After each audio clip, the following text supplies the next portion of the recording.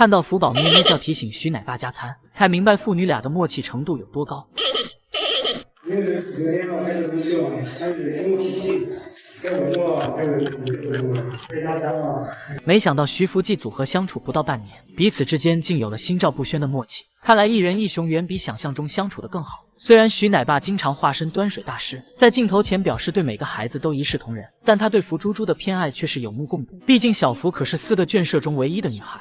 因为要锻炼福宝的觅食能力，但又担心福猪猪找不到，徐奶爸会特意把笋笋藏到草地里，随后把显眼的窝窝头放在上面，剩下的笋笋则放到了旁边的树枝上。就是说，这跟开卷考试有啥区别？而福宝也轻而易举地找到了宝藏，不一会就给自己做了床下凉被，遮住了回国后吃的溜圆的胖肚肚。都知道徐奶爸喜欢给熊孩子起外号，如果说别的小熊都是按照性格起的，福宝的外号则是奶爸满满的喜爱。小福乖乖捣蛋，小淑女闷墩儿。 或许是福宝已经完全信任奶爸，前脚刚被夸淑女的他，后脚就开始整活，当着奶爸的面把毛靴踩进饮水盆里，随后转身就走了，妥妥的捣蛋小淑女。并且当徐奶爸打扫兽舍卫生时，福宝从栏杆中伸出小爪子够垃圾斗，给忙碌的徐奶爸增添一些难度。对此还喜提奶爸的一顿批评，喊你帮忙，你不是还帮倒嘛哦？但很难不怀疑福宝拿捏徐奶爸，全都是被老徐给惯出来的。当徐奶爸抱着加餐让小福过目时，不想搭理的小家伙用熊腚回应对方，无奈的奶爸只好先将食物放到木架上，随后1步3跑的回去放猪猪出栏，生怕晚1秒闺女就饿瘦了。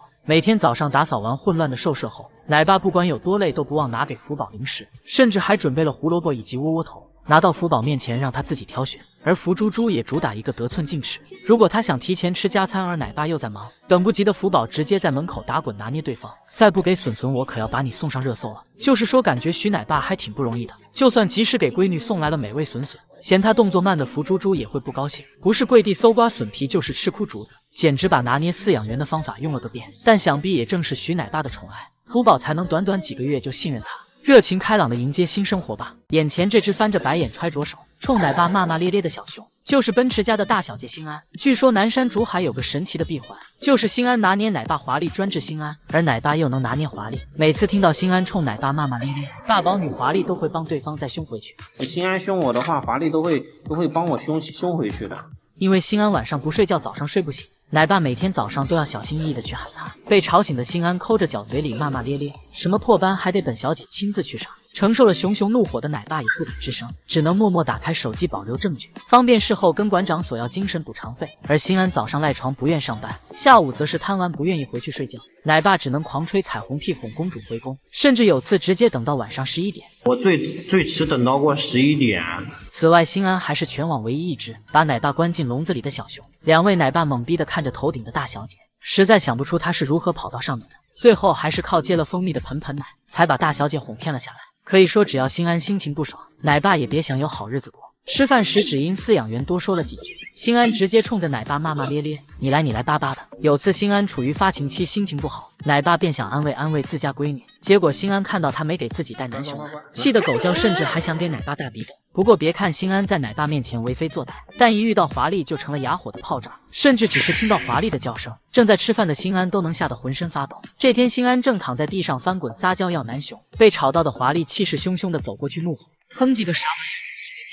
心安吓得直接不敢吱声，打着滚就跑了。果然还得是华丽出马一个顶俩。虽然华丽能够轻松拿捏心安，但他对奶爸却分外温柔，就算对方近身给自己投喂零食，华丽也从不会去攻击对方。如果心安听到奶爸嘴瓢喊错名字，他会气得立马转身走熊。而好脾气的华丽却很少生气，顶多只是冲奶爸翻个大大的白眼。奶爸最喜欢的心安宝贝，呸，华丽宝贝啊，华丽宝贝啊，这是嘴又说瓢了啊！一个傲娇大小姐，一个温柔小棉袄。不得不说，南山竹海是会选熊猫的。中心里还有什么惊喜是我不知道的？眼前这只颜值爆表的可爱小熊，就是盼望野外引种得来的孩子。蓬蓬脸，圆朵朵，甜美度丝毫不亚于北辰。这哪是盼望仔，分明是潘安的仔。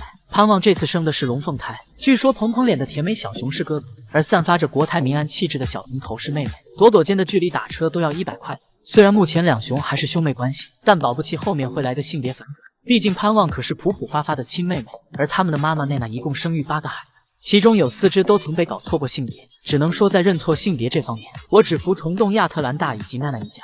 娜娜8个孩子中前4个还蛮正常，但事情从普普发发开始就不对劲了。起初所有人都以为普普是女孩，以至于她后面发展成车座子脸后，众人也只是两眼一抹黑，没有任何质疑。甚至给他安了个耿达第一丑的称号。而金虎也成了普普的绯闻男友。结果还没等两雄结婚入洞房，普普突然间长出了铃铛，好家伙，一夜之间女友变老铁。从此被骗婚的金虎听到普普名字就烦。我说普普啦，金虎啊，金虎，你刚才听我说普普啦，你走了，你不愿意听见普普呗？你不愿意听普普是吗？而普普男扮女装暴露后，园方还给发发做了次性别检测，虽然结果依旧显示他好像是个男孩，但没过几年发发突然发情假孕了。对此浦发银行表示没办法，命中注定就是儿女双全。就这样被当成男娃养了9年的发发，终于被拨乱反正过上了大小节日子。园方不仅紧急更换了发发的名牌，还在他过10岁生日时送了枚红色吊带，用来证明发发的确是女儿身。而潘旺也是从小就被当成男娃，和妈妈一同参加野培并通过了考核，结果马上被放归时才发现是女孩。或许是考虑到潘旺表现极佳，专家便改让他参加野外引种计划。不得不说，潘旺找男朋友的眼光是真好，要不然俩仔仔也不会如此软萌可爱。而奈娜最小的孩子名叫德瑞，因为生得过分美丽，从小被当成女娃，3岁了才发现竟是男扮女装。好家伙，8个孩子一半被弄错性别，这抓马的剧情电视剧都不敢拍。恐怕奈娜一家性别乌龙事件中，最大受害者就只有金虎吧。长着最甜的脸，打着最狠的架，笑脸绝对是大熊猫北辰的伪装。别看北辰长了张甜度爆棚的脸，平日面对游客总是笑眯眯的，但骨子里却是个战争贩子。当奶爸来给他们加餐送笋笋，北辰直接迈着六亲不认的步伐冲上去，把奶爸吓得加快速度逃离现场。果然野2代的野性就是强。北辰的妈妈是野外救助的北川，据说3岁时勇闯狼窝吃掉了狼崽子，狼王发现后直接下达江湖追杀令，把北川围追堵截到了悬崖边。就在北川以为小命不保之时，恰好有上山砍柴的村民路过此地，见状二话不说就电话摇人来拉偏架。最后狼群看着人多势众才悻悻放弃，而北川也被揪着耳朵抬到山下，养好伤后就拿到了国家编制，并在2年生下双胞胎兄弟北辰北霞。